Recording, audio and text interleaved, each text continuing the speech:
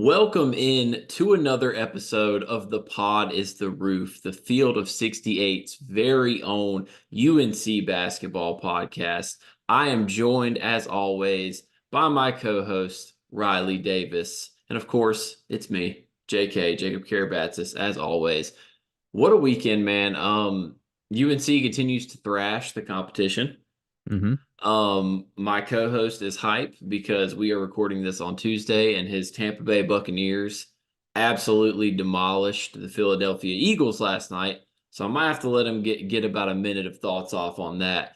But before we get into anything, man, got to give a shout out to you guys on the YouTube, on the pod feed. Y'all are going crazy, man. The support has been absolutely fantastic. Keep the comments coming, keep the likes coming, keep the views coming. We're trying to be entertaining for y'all, man. Give y'all our UNC thoughts all the time. You know, it's great though. You guys are really coming in hard these last few episodes, making me and Riley feel good, man. I So agree. Yeah, I agree. It's cool seeing we've hit over 1,000 views on YouTube on the last two videos.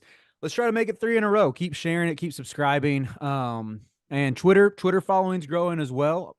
I think we're a ways away from our goal of 1,000 on the season, 1,000 followers on the Twitter account. But hey, little step every time, little step day by day. As Roy Williams always says, Rome wasn't built in a day, but it was worked on every day. So we appreciate all the fan support, appreciate all the positive feedback we've been getting. So, and keep tuning in. It helps us out a lot. yeah, it does. And we love doing it. And also you really want to stay tuned because here soon we will be having a mid-season mailbag. So get active with questions because we'll be ready to answer every single one of them. But before we get into everything, do you have any? I'll give you your one shining moment of grace. Do you Hmm. have any Bucks thoughts that you would like to get off right quick? I do. For one, as those who are watching the YouTube or the Twitter stream, I'm rocking a Levante David jersey, and you can tell from the logo on the top. I got this jersey pre the alarm clock numbers jerseys that were so hideous before the Bucks went back to this the current uniform they have with some slight tweaks on it. And I'm just going to say Levante David has been the most slept on linebacker for the better part of a decade. The man is in his mid 30s, still playing at an all pro level. He had a couple huge tackles for losses against the Eagles last night. The defense, my one concern, they need to blitz to get pressure. They weren't really able to pressure Hurts on the 4-man front. But at the same time, they all look so connected. They're hyping each other up on the sidelines. Baker is, I mean, again, with the caveat, it was a Matt Patricia coach defense for the Eagles, but Baker he was slinging the rock. He's playing great ball right now. Looked way different than he did the final 2 weeks of the season when it was clear he had an injury. So I'm excited to have the heels demolition of Syracuse plus the Bucks blowing out the Eagles. It made for quite the weekend for me. Shout out to the Meek Mill meme. That's kind of hard to say. Meek Mill meme. I used to pray for times like this because that's how I feel right now. We got Hey, Carolina, top 5 team, projected as a 1 seed in a lot of brackets on Bracket Matrix. My Bucks are in the second round of the playoffs. Get a good team, but a beatable team in the Lions this upcoming weekend. Yes, I used to pray for times like this. hey, listen, man. As a Patriots fan, um, I understand because now I'm in the down bad phase of my fandom. So I've been up, now I've Mm. been down. And, you know, while we're on the topic of what we're wearing, I always wear UNC gear. If you watch the UNC feed, you know that. But today we had to switch it up and rock some Celtics gear. You know, my guys are 31-9. We're cooking. So, all right, it's time to get into our guys, man, because it just continues to get more and more astonishing. Actually, I lied. It's to the point where I'm not even astonished anymore. I just kind of expect this to happen, which is a dangerous, dangerous road to start traveling down. But yeah, so 103-67 against Syracuse. It was an absolute bloodbath. I mean, it was there was never a point in time where the game was close. So many great things. Like shout out to the W's off the bench, the Withers and Washington connection. Absolutely elite. Hubert, I knew we meant business when the game was 7-3 and Hubert started pressing. I was Hmm. like, oh, so he's trying to get out of here early today. Okay. Um, and then for the students, you got some biscuits, man. So it's always a good day when you get some biscuits. But I mean, gosh, I don't even know where to start here, so I'll let you start. Like what? Not even just this game, like just this team in general, dude. Like what are the takeaways right now? The biggest thing that I'm coming back taking away from this game after watching it this past Saturday is I'm sure UNC is going to lose a dumb game sooner or later. That happens in conference play. We're not going to panic when it happens. Uh, Shout out to Field of 68 meet. Gosh, I'm stumbling over my words today. I'm too excited. Shout out to the Field of 68 social media team because we will not be concerned about the heels when they drop a dumb game. There will be no concerns. But right now, it seems like this team is not having any letdowns, which I think is huge. Like you look at 3 straight road games, 3 straight double-digit wins, and it was it sort of culminated with that road win at NC State. They turn around a few days later, coming off of a rivalry game, coming off of the high of just dismantling the Wolfpack in their own building, and they don't even let Syracuse get to like the under 12 or the under 8 timeout with any hope. I looked away. Full disclosure, I looked away from my TV for 2 minutes. I had something going on. I think it was like 28-16. I came back. It was 34-16, and it's like that snowballed quickly. Like when you see a team in the 30s compared to a team in the teens, there's just something mentally where it starts to feel like it's over. I love that in the second half too. You know, Syracuse I think had a little 8-0 run to cut the lead to 15, and Carolina responded with a 21-4 run. And it seems like this team spurred ability really on both ends of the floor, whether it's first forcing turnovers, getting out and running, or just whether it's RJ Davis or Harrison Ingram or even Armando getting some buckets down low. They're able to put up points in a hurry. It's so fun to watch. It feels like a very complete team. And it just is, they have far exceeded any expectations I've had already. And it's only mid January. Yeah, I mean, I've got some, I guess some people would call them even crazier thoughts that I'm gonna talk about later about this. Because I'm not so sure that we've even seen the best version yet, but we'll talk about that in a little bit. You already know I just have to give a shout out to our boy Jalen Withers, man. I mean, he actually had like a really, really, really good game.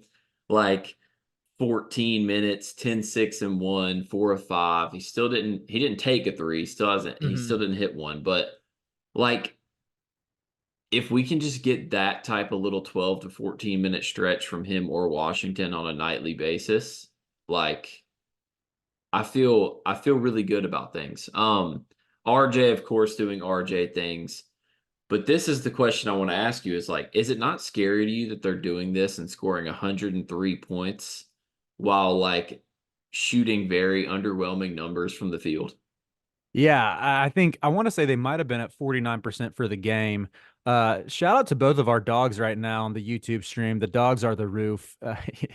For those watching, you're getting some live looks at both my dog and JK's dog at the same time, wanting to be Yes, part of and the my action. dog is an old lady, so she has to be picked up to get let down from my bed. Mine is a spry. He's 3, but he still has puppy energy. It's very frustrating sometimes. I really Hey hope he doesn't man, go it's crazy. it's it's no coincidence. They're pulling up and we're talking about UNC and UNC's a bunch of dogs. So I mean, there's no coincidence here. At the same time, I just adjusted my camera so you can see he's a bully breed of some sorts, but this man loves cuddling up to blankets. That's really all he wants in life is every blanket in the household. But anyway, so this team, yeah, like you said, I think they shot 49% from the field on the game, and we're like I think 27% from three. uh, on an off shooting night to be able to put up 103 points is insane. It shows how well they attack the basket, how well they get to the line. Um, RJ actually gets foul calls at home, which helps. He doesn't get them on the road, which is really frustrating. But yeah, that I think that gets into a little bit about what you're saying is as well as this team is playing, where they're ranked fourth in the AP poll, they're fifth on Kim Pom. I mentioned it earlier, but a bunch of brackets that you'll see on Bracket Matrix are projecting the Heels as a number 1 seed. There still might be another level they haven't hit if they can string together some consecutive performances where, RJ, Ingram, and Cormac are all hitting threes. And, maybe Seth hits 1 or 2 off the bench. Washington can get you one off the bench. Yeah, any combination of like 4 even 5 of those guys hitting threes collectively, uh, it could be scary hours, as the kids say. Yeah, so that's where I'm at on it. Is like, all right, we know what RJ is going to do on a nightly basis. We pretty much know what Ingram's going to do on a nightly basis. I mean, Mm-hmm. this dude's probably going to be like top 5 in the ACC in double doubles at this point. I mean, he's just an absolute animal on the glass, which I like because that alleviates pressure from the last guy who we know what they're going to do, which is Armando. So then you look at the rest, like Cormac has yet to hit his shooting stride. And I'm actually kind of happy he hasn't because if it can hold off a couple more weeks, if he can actually get hot in like February and lead that into the conference tournament, into the NCAA tournament, it's gonna come because like the dude can shoot the basketball. He's just going through a slump right now. And I like that he doesn't let him get the bad shooting out of his game. Like he still attacks, he still plays really hard defense, but I'm Mm-hmm. telling you, there's gonna be that stretch where he shoots at an insane clip.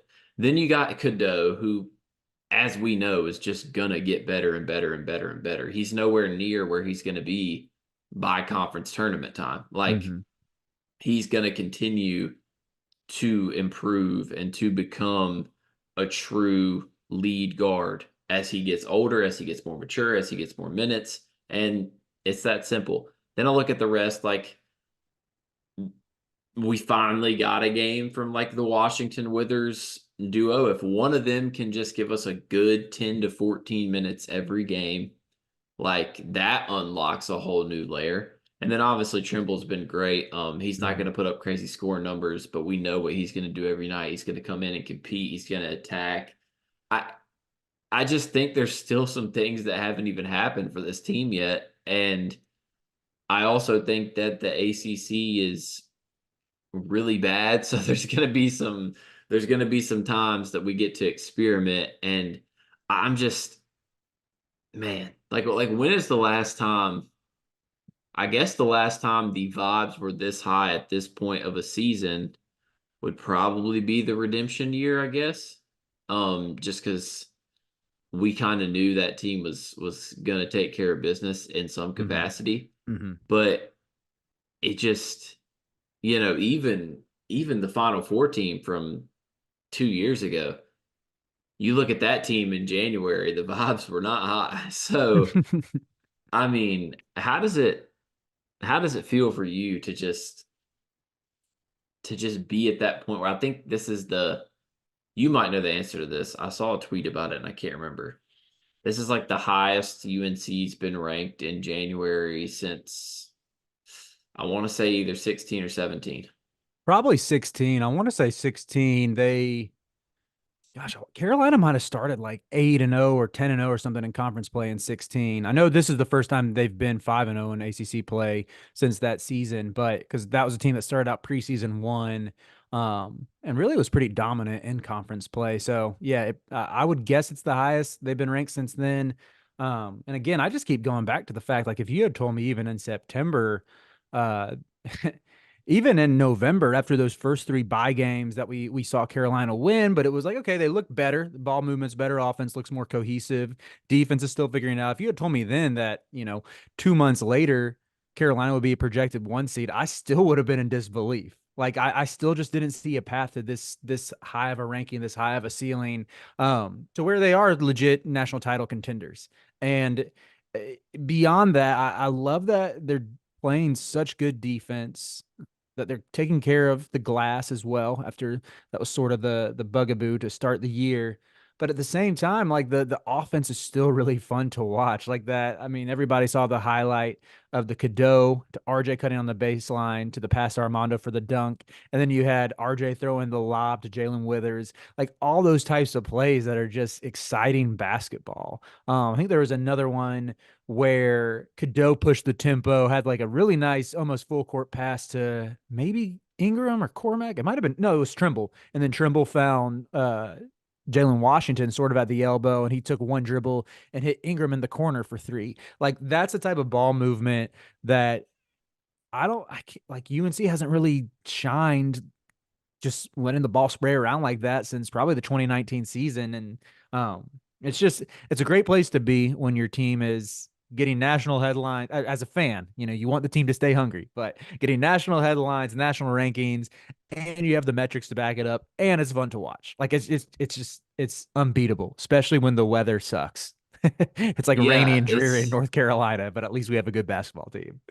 As you guys know by now, we've partnered with BetMGM this season. We'll be using BetMGM lines to make all of our picks, and we'll have special offers for the listeners and the viewers of the Field of 68 each and every week of the college basketball season. We have a special offer that will be available starting on Tuesday, January 9th, and running through Monday, February 12th, the morning after Super Bowl 58. If you haven't signed up for BetMGM yet, in honor of the big game, you can use the bonus code FIELD158 and you'll get $158 in free bets on your first wager with BetMGM, regardless of whether or not you win that first bet.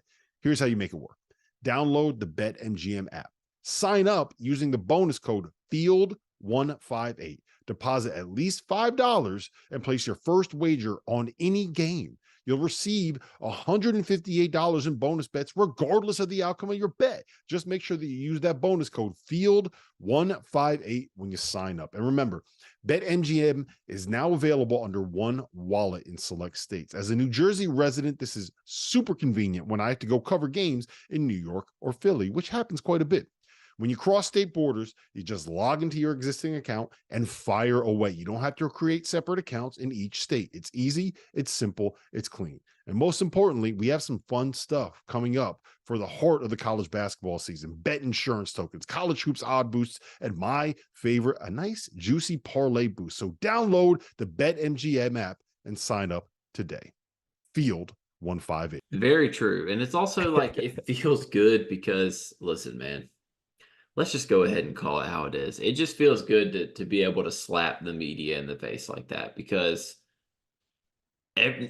like it took y'all so long to jump on this train. Like it was nothing but like disrespect and question marks.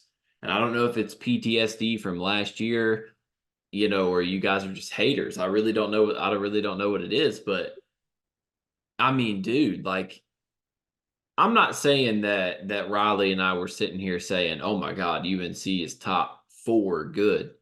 We didn't say that, but we did try to tell y'all they were a good team. That was probably a top 10 to 15 team. Like the roster was always there, and you know I get the questions, and I understand the ACC hasn't looked great. However, what I do like about this. Is this January ACC schedule grueling in terms of opponents? No, but what is grueling is that 6 of the 9 games are on the road. So, you know, let's just keep the same energy. You know, Riley said it last week. If we go and win all these games on the road, I don't want to hear anything because every time Purdue or whoever loses on the road, it's always like, Marquette's oh, always losing on the road. oh, dude. And then it's always like, oh, dude, nobody wants to go play in Iowa. Like, oh my God, shut up. Not every place is a freaking, you know, when someone goes and loses at like the Rack to Rutgers, fine, I get it. But not every freaking home stadium is a gauntlet, dude.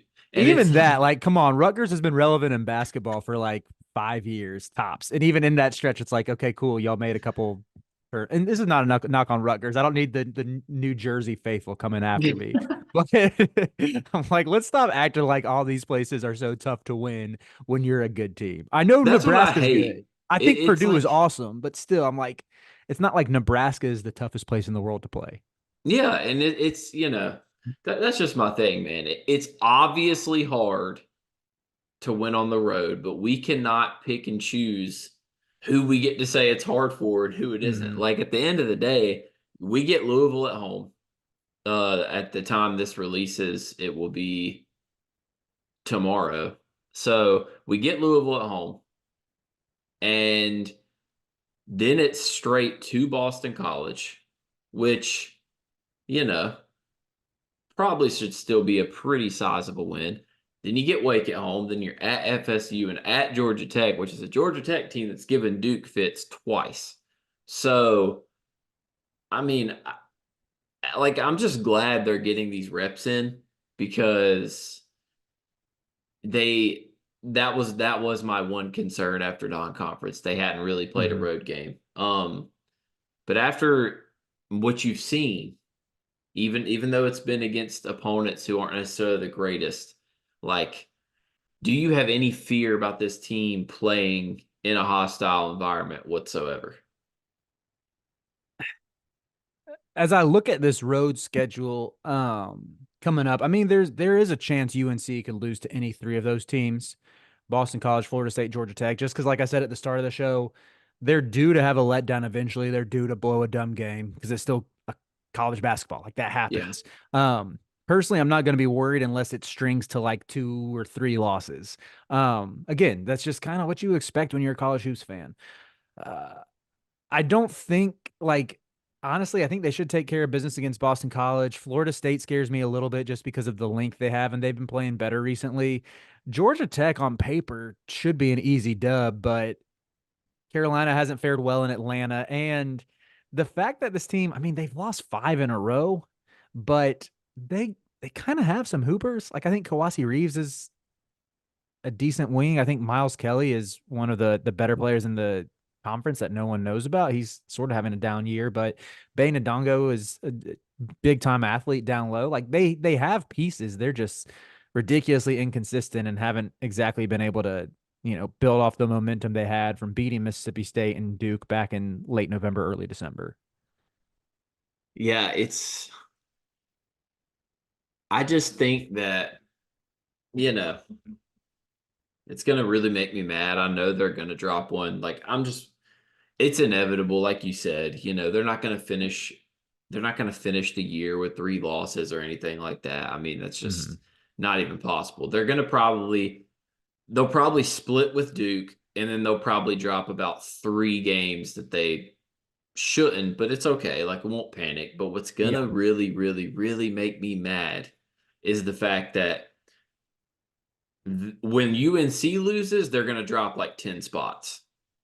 And when someone else loses, like Purdue loses to Nebraska, and then they get a bounce back win over a really bad team, and it's like, oh, they only moved down 1 spot. I, It's like, that oh man, if UNC loses, and like, I promise you can quote me on this. If UNC loses to Boston College in Chestnut Hill, it will not matter what they do to Louisville. They will go from like fourth to like 12th, 100%. It's I so don't think they'll annoying. drop out of the top 10. I don't think even as long as they don't go 0-2 this week, I don't think they'll drop out of the top 10. They might fall to like, yeah, 10th, ninth or 10th. But yeah, I'm with you because Boston College is like kind of feisty. They have a really good big and Quentin Post. Hopefully they still take care of business nonetheless. But yeah, I'm with you that it's sort of been hard to see. I know I mentioned Marquette just a second ago, who seems like they've lost to anybody with a pulse this past month, and they're still ranked like 17th or 18th. And my mind just goes back to last year when Carolina dropped 4 in a row, and it was like, okay, we never want to see them again. And granted, that team was not very good. They had plenty of chances to get right, but maybe it would have like at one point, UNC last year was 15-6 and was unranked. And, maybe they get a little more confidence if they just see a number by their name and some things changes. Who knows? That team could have just had so many roster construction flaws that it didn't matter. Um, but yeah, I don't know. I kind of like this though. I want Carolina to have this chip on the shoulder as like maybe we are the chip on the shoulder blue blood. Maybe that's just who we're Yeah. destined to be because we got some Yeah. dogs, It's definitely not guys who they UCLA, overlook. tell you that. Um, yeah, I think that's what I like though. Like the team chemistry is super high, first off. Like you see clips every week of something about these guys doing something together, doing something in warm-ups, doing something on the bench. Like the chemistry of this team is no joke. And Mhm. I genuinely think that the only reason a lot of people aren't higher on them is because we don't, like, truthfully, we don't have as much talent as other teams, like we have a lot of talent. You know, you put us up next to Kentucky, though. Kentucky's way more talented. Mhm. But, you know, I think this happens every year. You know, people really, really, really rate the talent, and talent just doesn't win you a national title. Like, if talent won you a national title, Kentucky and Duke would be alternating every year. Mhm. And that's just how it goes. I mean, I will say of the games coming up this month, though, I think the one that scares me most is at Florida State because of what happened last time. And I'm like, if that happens again, are we going to be able to pull that out? I mean, Mhm. plus they're probably going to be a little pissed off because of the lead they blew against us last time. That's a scary one. I also think at Miami is like a trap, scary one. Um, Mhm. at Syracuse always feels like a scary one. There's just nothing you can do about it. And then, like you said, at Virginia, that's hell for UNC. I mean, and then the way we end it, obviously you're concerned to go play at Cameron, but that's really the only like the games I'm circling is at Miami, at Q's, at Virginia, at Florida State, at Duke. Mhm. Like that's the ones I'm concerned about. How many road What's games is your that? that's that is so in February at Miami, at Syracuse, at Virginia. That's our only 3 road games. Mhm. And then in January at Florida State, we also have at Boston College and at Georgia Tech. And then after that, at Duke in March is our Yeah. final road game. So I mean, I kind of like that we're getting all the road ones out of the way early here. I mean, we got a Mhm. couple big road ones in February, like I said, but you know, you look at your last 10 conference games, you've only got to play 4 on the road. So you Mhm. get to finish with 6 at home. So I mean, that's pretty favorable. Like Mhm. of those matchups, what's like the 2 that just scare you the most? We will exclude Duke because that's an obvious like you don't want to go play at Cameron. Right. Uh, hmm. I mean, Virginia is so bad. Like you said, I can't remember the last time Carolina won at JPJ though. I feel like just the fact like the history there has to be taken into consideration. Um, and probably at Miami. Again, I know Miami just lost to Louisville. They've sort of faltered recently, but they bounced back with a big road win on Virginia Tech. I'm really glad Carolina doesn't have to go play there. That place is always really tough to win. Um, and I think just, that's the type of game where Miami will probably need to beat UNC for its tournament resume. And the fact that they have guards who can take over a game, even though UNC does as well, I think those are probably the two. Yeah, Miami because they'll need it for their resume and the guard factor. And even though Virginia's terrible, like I truly think they're a bad basketball team. It's still JPJ, and they're not completely off the bubble yet either. Maybe they're able to summon up something, but I think with Hubert Davis so far has had Tony Bennett's number. I think he's 3-1 against him. Um, hopefully that gets to 4-1, but it's kind of it's any year where you just get Virginia on the road. I don't think we get them at home. It's Uh-uh. tough. It's very tough. I mean, that's honestly the only reason I'm scared of Miami too.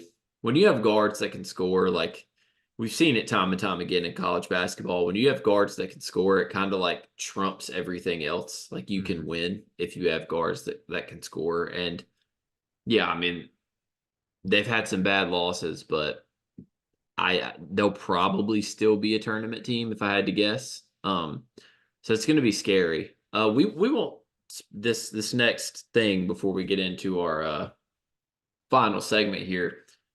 We play Louisville tomorrow. I really don't want to spend too much time on it because Louisville. I think anyone who watches college basketball kind of knows the vibes around that program. We don't have to go in depth, you know, just a couple thoughts and what's your prediction for tomorrow's game? Like what's the what's the result where you'd walk away like not that impressed? If Carolina doesn't cover, like anything less than I shouldn't say that. Kim Palm has a spread at UNC -23. Anything less than a 20-point win, it would be a little bit disappointing.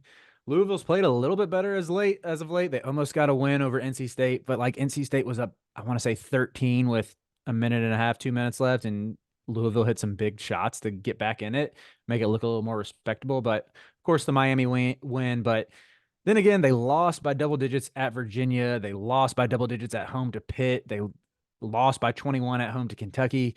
It's not a good basketball team, and it's going to be a 9 o'clock game in Chapel Hill where students have had all day, like all afternoon into the evening to tailgate. First true night game at the Dean Dome since December 29th with students back. Like, it's going to be an electric atmosphere. I'll be in the building. Yeah, Carolina's should win and win easily. Yeah, that's where I'm at, man. If it's, I'm not going to be too picky, but if it's anything less than 20, I'll be. I mean, this team lost by 25 points to Virginia, who we were just talking about is awful. I fully expect something crazy to happen, like like Sky Clark's gonna have like a coming out party or something like that. I don't know what's gonna happen, but I mean, dude, there's just no way UNC should not win this game. Like, it should honestly be similar to the Syracuse game in that we should pretty much be able to get to the basket and score whenever, and they should not be able to score. I mean, with how well our defense is played, I don't see any reason Louisville should score more than 60. Like, I genuinely don't. Their offense is better than it was last year. Their defense, they're up 100 spots in KenPom from where they were last year. The only problem was they were 290th in KenPom last year. Like, their defense is still really bad. They don't have any shooting. Their guard play is questionable. And they still turn the ball over a lot. Not as bad as last year, but they will give you the ball. And considering Carolina just turned Syracuse over a season high, or excuse me, tied for the second highest on the season with 17 turnovers, like, they should be able to pressure this Louisville team and get some easy buckets on runouts and on the break and everything.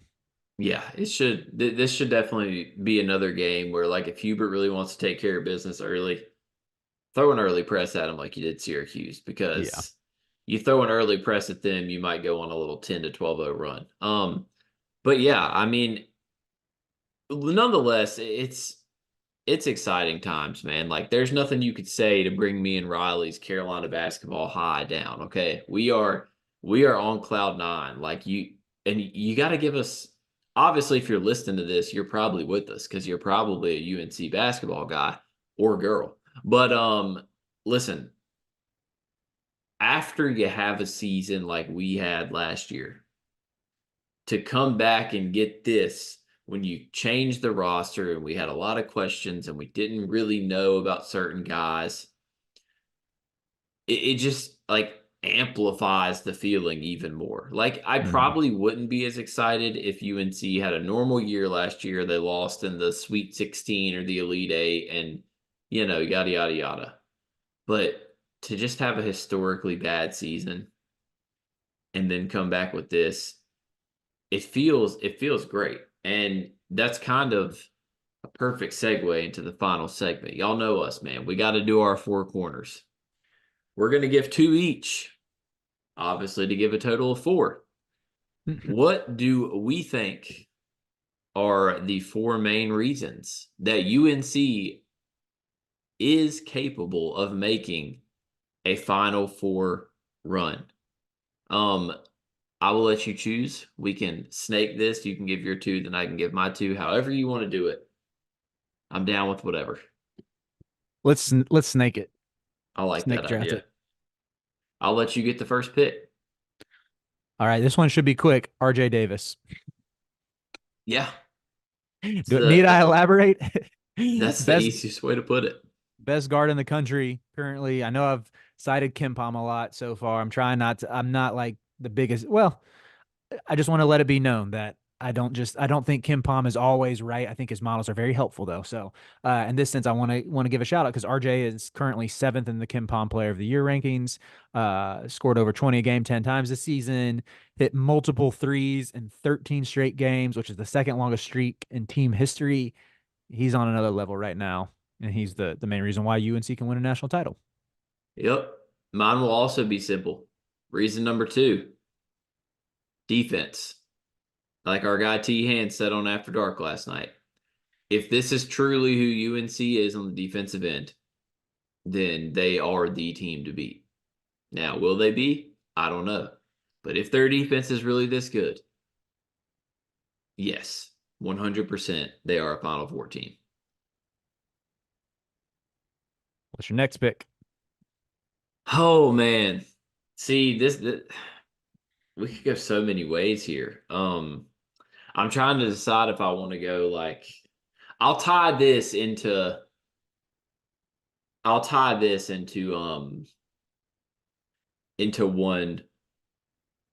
one I guess category. I don't just want to say Harrison Ingram, although I give him a lot of the credit. I will say really good and cohesive transfer class, because I will include Cormac in that. Withers has had his moments. Like, the transfer portal was massive for us this year. Without Harrison Ingram and without Cormac, it's not the same, especially on the defensive side of the ball, especially in terms of the physicality. And Ingram's obviously been like absolutely fantastic. I think, like I said earlier in the podcast, Cormac's going to get there. He's going to go on an insane shooting stretch. I mean, yeah, I think transfers is the second reason for me, because without them, I just don't think this team would be the same. I'll build off that a little bit with my final one, and it's rebounding. Hinted at it earlier, played UNC for really the first 10 games or so this season. Now I think 6 straight games of out-rebounding their opponent. A lot of that ties into Harrison Ingram, who's just been an animal on the glass, but also Withers. I mean, I know we've sort of given him his flowers. He had 6 boards in 14 minutes, and he seems like he's coming up with way more 50-50 balls. Jalen Washington has all of a sudden like just gotten way tougher around the basket, and has I don't know what happened, especially when he had that. I can't remember who he dunked on in the first half. Like his play around the basket has been much improved over the past few weeks. So, yeah, I think rebounding, defense, guard play are kind of the 3 things that you need to win a title. UNC checks all those boxes. Yep. And isn't that just absolutely crazy that we just named 4 things, 4 reasons why UNC can make a Final Four run? And not once did we have to say anything about like offense or crazy scoring. That's the part that hasn't even come for this group yet. And I don't like I said on the last episode, I genuinely just think this team is different. Like, I think the way they win is different. I think their formula is different. Like, it's honestly a thing of beauty, man. I love being able to pull up to these games and know that even if we have an off night, we still have a chance. In years past, if we had off nights, you pretty much know you're taking an L. But yeah, I mean that's really it, man. Should be a fairly comfortable one tomorrow in the Dean Dome. Riley, any last thoughts before we leave? Besides, go Bucks. Go Bucks. Let's see. I'm like, do I have anything bold to say? Not really, other than UNC should be ranked 3rd. I rank them 3rd in my ranking. I think I don't think Kansas is better than the Heels, but they have a good resume, so somewhat justified. But losing at UCF is pretty bad. Rank UNC top 3. That's all I'm going to say. Hashtag rank UNC in the top 3. The disrespect is crazy. Not only did you lose, we're disrespected by a 1 spot difference. Yeah, that's that 1 spot means a lot, man. Being able to say you're top 3. Listen, top 3 gets a medal in the Olympics. Top 4 doesn't. That's all I'm saying. But fair point. This is my thing. Losing to UCF is horrible enough, and then it's like the committee freaks out and gives Kansas all this credit for a huge win at home at Oklahoma. Yeah, the game was in Charlotte, but how about beating Oklahoma on a neutral by like 20? So I don't know, man. It's annoying. But you know what else I have to say to that is if UNC just keeps winning, they'll get into that top 3. So just let everyone else keep folding around you, keep dropping stupid games. You stay focused on the task at hand. We'll be in that top 3. I trust this group. I love this group. Cannot wait to keep watching them. And that will do it for this episode of The Pod is the Roof. You already know we'll be back later this week. hopefully Riley's Bucks can get it done. I have no dog in the fight anymore. My team is trash and they have the number 3 overall pick. So we'll see you guys next time. Stay safe. Enjoy some Heels Hoops.